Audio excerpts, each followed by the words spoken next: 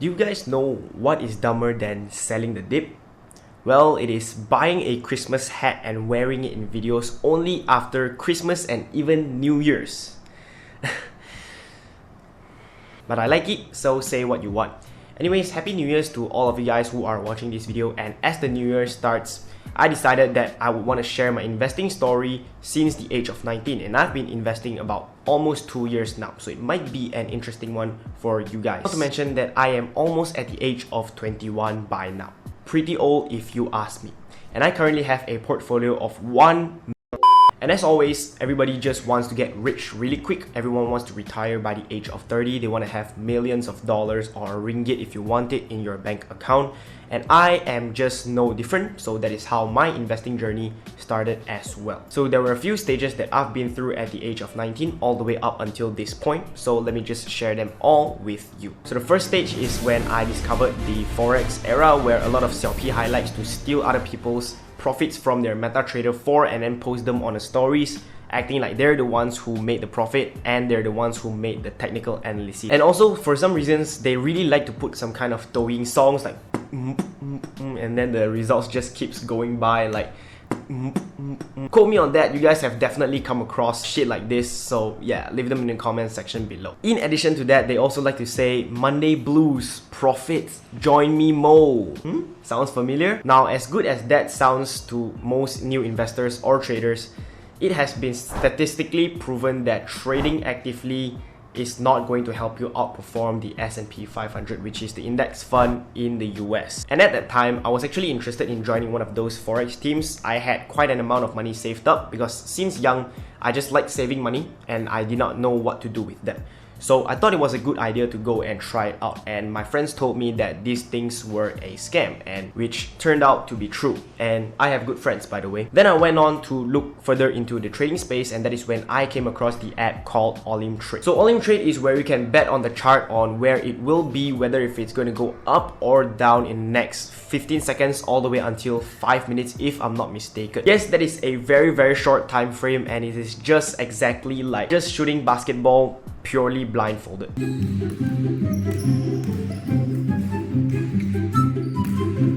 Straight up gambling if you ask me. So from this stage, I did not make any money and I did not lose any money. So at first, I actually made quite an amount of money, purely probably because of the beginner's luck, and that is when I withdrew all of my capital back into my bank account, and after that, just to lose all of my profits to All-In Trade again. Now that few $100s may not be a lot for me right now, but at that time, it really meant the world to me, and I could not lose that amount of money because I had to go out to eat with my friends. I want to spend on things that I like, and those are the money that I use from because they are purely from my savings. So at this point, I've given up. Just like any other pessimist, I thought that investing was indeed a scam, just like the Forex era. Now, little did I know that I was not trying out investing at all. All I was doing was just gambling, purely gambling with no fundamentals or knowledge within the stock market at all. I thought I was not able to achieve my $100 million mark by 30 years old, and that is when I was in despair. Until I discovered Stashaway and watched some YouTube videos about long-term and index fund investing. And that is where it brings us to stage 2, which is Stashaway in April of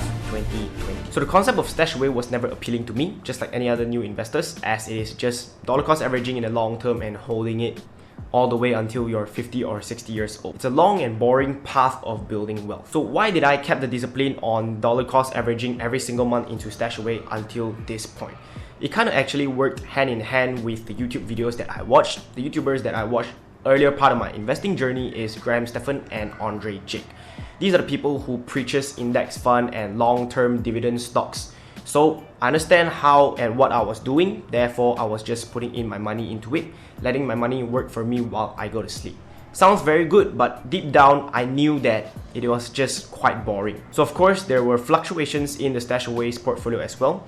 So as long as it dips, I buy. Well, Stashaway's stage was just as simple as that. And then I went on to further learn more about investing. I could not live my life knowing that Stashaway is doing all of the work to me and I feel useless. And that is when I dabbled across individual stocks in the US market as well. So by 2020 of July, that is when I officially started investing into individual stocks. So So at first, when I just started investing into individual stocks, I was not really ready to take on a lot of risk. It is going to be a higher risk than just investing into an index fund. So that is when I just stick to the safe zone and invested purely into blue chip companies, purely from the influence of Andre Jake. Now, not to say that blue chip companies like these are not good, but it just doesn't make sense for people like us who have small capital, and you know me, right? I want to get rich quick. So I did more of my research, and that is when I came into a conclusion of investing into higher growth companies, companies like Apple, Tesla, Neo, Palantir, and so on. These are all the young people stocks, if you want to consider it that way. So at one point, my portfolio was actually up by 50% annually. And I was like, Warren Buffett who? Dennis Lee out here beating the S&P 500 by 20%. Go home, old man. And that is when I thought, surely I can make a fortune out of investing like this. But of course, it did not last. Right now, my individual stock portfolio is performing somewhat close to the index fund S&P 500. So I would not say that I am constantly outperforming the S&P 500, nor will I ever do that. But I would still say, considering that I am such a beginner investor, I'm doing pretty well with my individual stock portfolio overall. But even though my stock portfolio was doing pretty well overall, I thought to myself the fluctuations were very reasonable. I needed something more thrill in my life. I needed something more of a life and death kind of situation when it comes to investing. So by November that year, 2020, I stepped into the cryptocurrency space. Now, I had a really simple start. I just started investing into Bitcoin with Luno. If you guys are interested in using the referral code for 25 ringgit worth of Bitcoin, you guys can use the referral code in the description box below. Very smooth transition there, hey?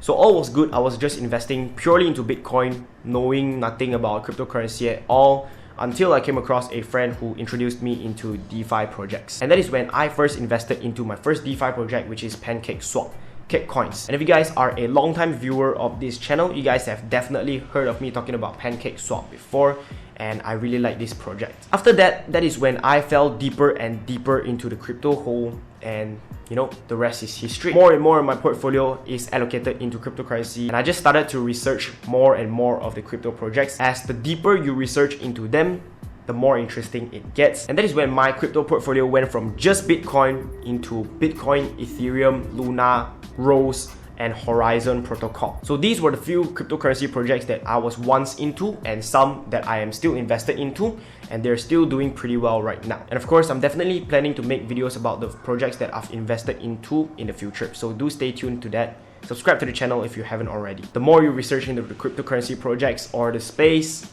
the more thrilling it gets, the deeper you will want to go into it. I don't know about you guys, but probably because I'm just a nerd. A nerd who does not do well in school. So after all of the hard work and discipline that I've put into my research, I am still broke. But of course, I have definitely gained a lot of knowledge and experience out of my research and throughout this journey. Now, I didn't get to achieve anywhere near my goals, which is 100 million US dollars by the age of 30. Now, you can't tell whether if I am serious or not, right? Neither can I, but I will definitely keep my head down and keep working towards that goal. And you know, investing is probably one of the best ways for me to build my wealth towards my goal. Not only that, I am also happy to say that this journey has been very enjoyable to me so far. And if you guys have made it this far into this video, I really appreciate you guys. I hope that this new year will be a whole ass green portfolio for you guys. Probably 100% returns for your stock market portfolio and also your crypto market portfolio. With that being said, I hope to see you guys in the next video.